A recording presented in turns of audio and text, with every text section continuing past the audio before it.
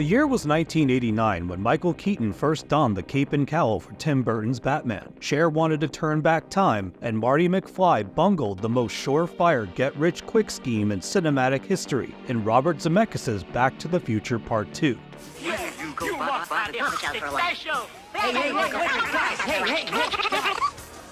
all I want is a Pepsi.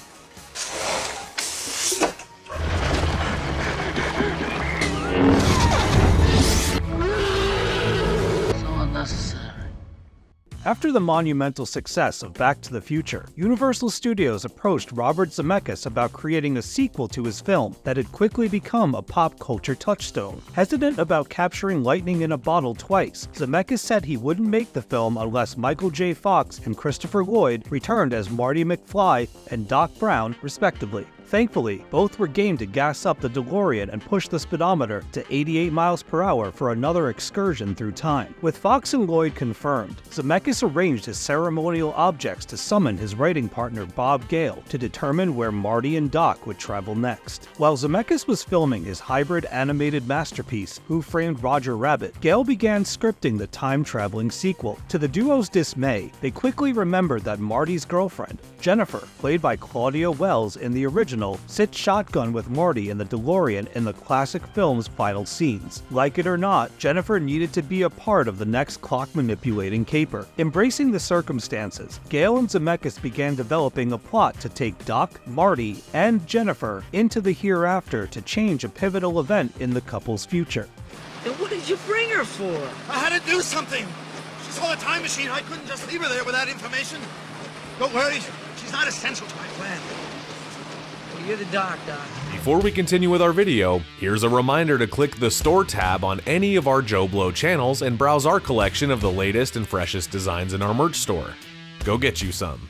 Speaking of the future, Back to the Future Part 2 abandons the cardigans and poodle skirts of the 1950s for an ambitious look at 2015, the year promising hoverboards, self-cleaning smart jackets, and holographic screenings of Jaws 19. While feeling excited about presenting audiences with a radical glimpse of the future, Zemeckis and Gale grew nervous about making far-flung predictions regarding technology and transportation in 2015. Some divinations, like hands-free gaming, waste-fuel cars, and biometric devices came to fruition. Still, many await a world populated by robotic dog walkers, food hydrators, and flying cars. However, do we trust casual drivers to own and operate flying automobiles? Imagine the cost of gas, infrastructure planning, and the frustration of flying behind student drivers. I'll stick to rubber tires on pavement. Thank you very much.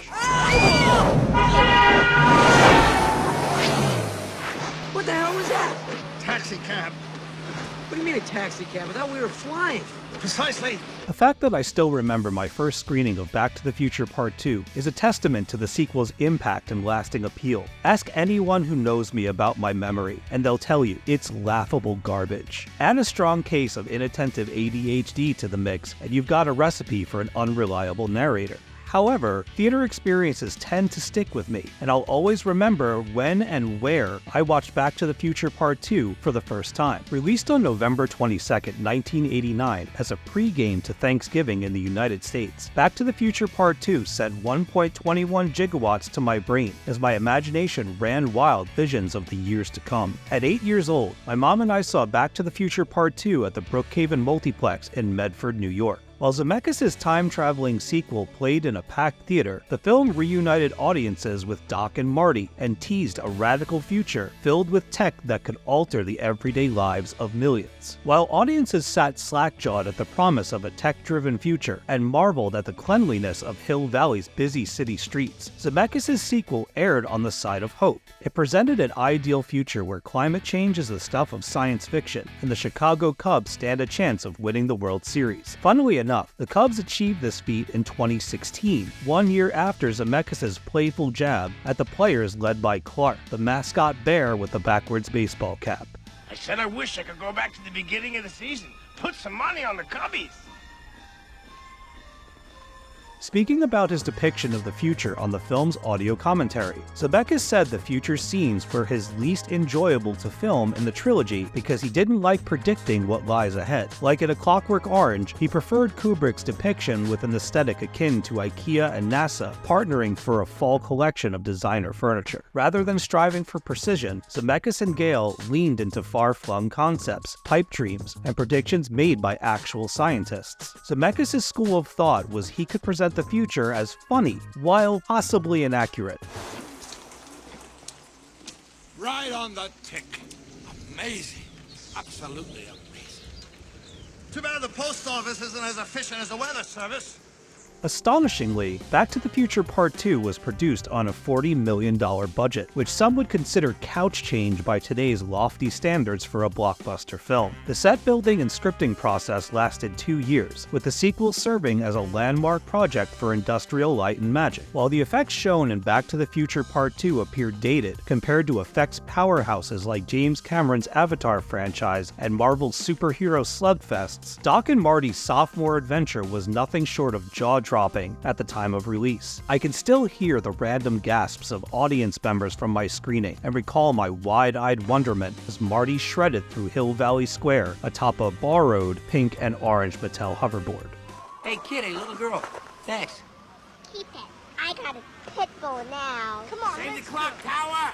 One of the crowning achievements of Back to the Future Part 2 was the film's ability to make audiences believe that Zemeckis' future was possible. The public desperately wanted to dream about driving flying cars, or tricking like Tony Hawk with an anti-gravitational skateboard. Zemeckis fanned the flames of imagination in a behind-the-scenes featurette, saying the hoverboards featured in the film were real, but would only be released to the public once the government could determine safety regulations. People fell for what was later dubbed the hoverboard hoax, hassling toy outlets like Toys R Us and KB Toys for stock updates and expectations. Other technological milestones include ILM's maiden voyage into digital compositing, combining multiple images into a final display, and using the VistaGlide motion control camera system to film scenes featuring an actor playing numerous roles simultaneously. While Zemeckis used VistaGlide to film a scene of Michael J. Fox playing 3 separate characters at the same time, the characters Marty Sr., Marty Jr., and Marlene, a better example of this filming method is the 1996 comedy Multiplicity, starring Michael Keaton as a clone-happy contractor using science to gain more free time. What are you gonna do about it? What am I gonna do about it? I'll hit you so hard, I'll kill him. Guys, come on, guys. Maybe we gotta sit down and have, a rap session or something, because you're both feeling a lot of anger here, and I'm just afraid, you're like 2 lions or something. Shut up. Shut up.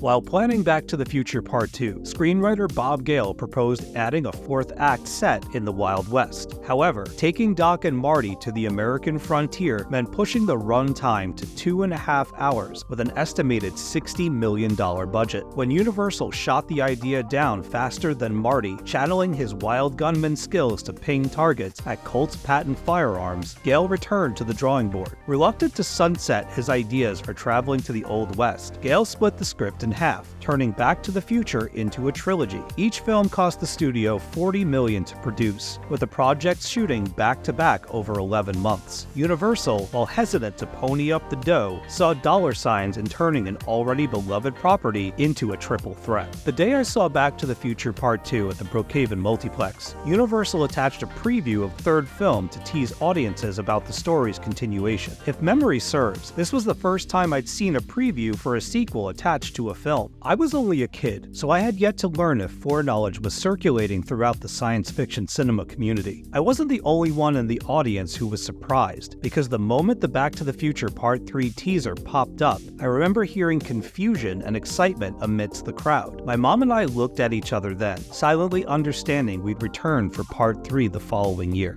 Just tell me one thing. Where'd you learn to shoot like that? 7-Eleven.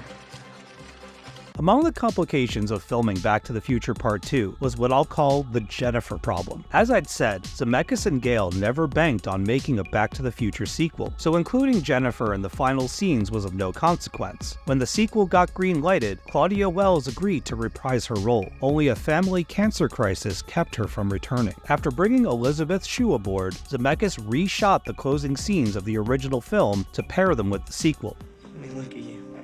Marty, you're acting like you haven't seen me in a week. I haven't.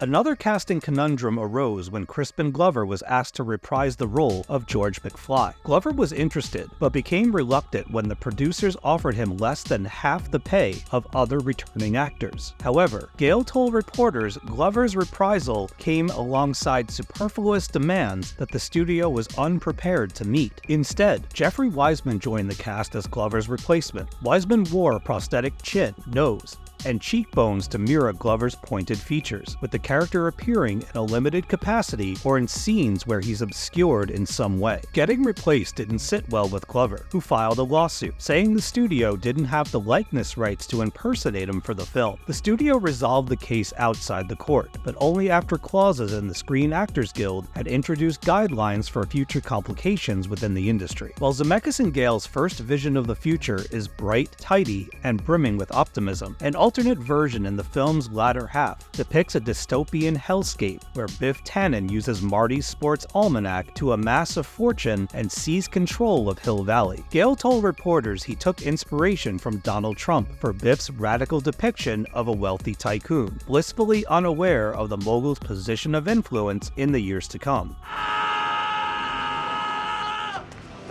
Hey, wait, you come with us upstairs? There you go, Sonny. We can do this the easy way or the hard way.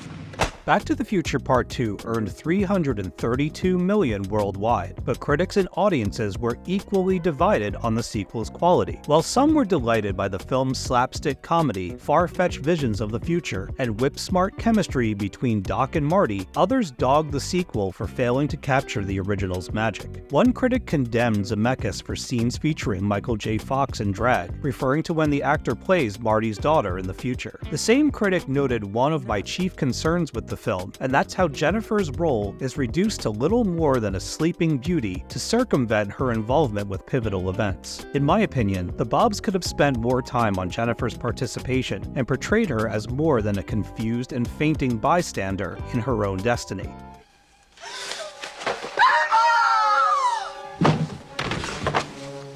While Back to the Future Part 2 does not hold as much nostalgic cachet for me as the original, I still adore the film for its bold swings, creative storytelling, and outstanding character chemistry. While other movies set in the future tend to take the concept to foreign and unattainable places, Back to the Future Part 2 gave audiences a hereafter people could believe in. I doubt I'll see flying cars in my lifetime, but try to imagine watching this film in 1989 and not feeling like much of what was on screen is achievable. In 1989, what dazzled me most about cinema was the medium's ability to transport us into remarkable worlds populated by what-ifs and energized by imagination. Having always been a freak for special effects, Back to the Future Part 2 introduced me to untold levels of ingenuity and execution of ideas. When you pair that magic with lovable characters, madcap story elements, and the promise of taking the setting of the third film in a radically different direction, you've got a recipe for one of cinema's most enigmatic and inspiring experiments. Back to the Future Part 2 might not be perfect, but it's a moment in time that could last an eternity in pop culture, and I'll be damned if Doc and Marty's second trip through time didn't pave the way for science fiction cinema to go big or go home on the silver screen.